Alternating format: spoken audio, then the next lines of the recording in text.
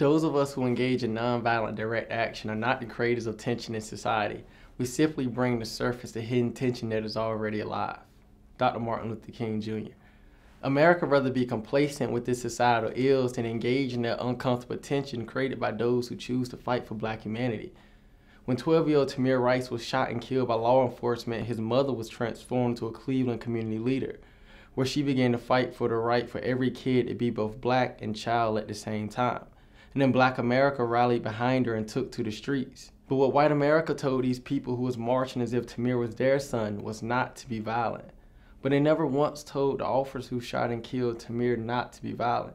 They never once told the officer who slammed Tamir's sister's body to the ground as she tried to comfort her dead brother not to be violent. They never told the judge who ruled that killing a 12-year-old black child was completely legal, that ruling wasn't violent. See, America would rather be complacent with its societal ills than engage in that uncomfortable tension created by those who choose to fight for black humanity.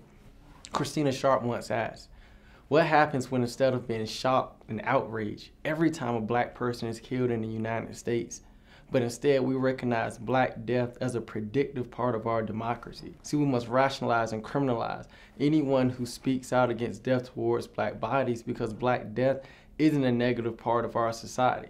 For example, Colin Kaepernick can take a knee and simply say, I don't think black people should be unjustly killed by law enforcement.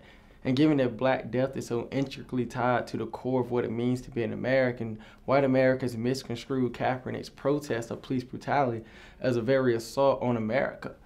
Because when black death is an intricate part of the American social system, then anyone who stands up for black life can be seen as unpatriotic or un-American.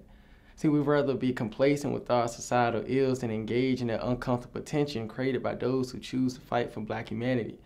For a group of people to historically be told that they're unlovable, second-class citizens, and what they say just doesn't count, to one day build up the courage to say that I can both be black and matter at the same time is an act of revolution. Given that America was built on the backs and by the blood of African Americans, black self-love is seen as divisive, and any black child who builds up the courage to say that their black matters is made out to be a criminal. Because the U.S. government can tell everyday white people that Black Lives Matter is destroying neighborhoods by rioting, but never talks about how white Americans destroyed indigenous lands and families, never talks about how the U.S. government destroyed continents, never talks about how more black kids' sense of self has been destroyed by a whitewashed educational system than killed by police brutality. See, what I'm trying to get you to see is that when the U.S. government and legal system are both structured against black people, you can't define black liberation in terms of American legality.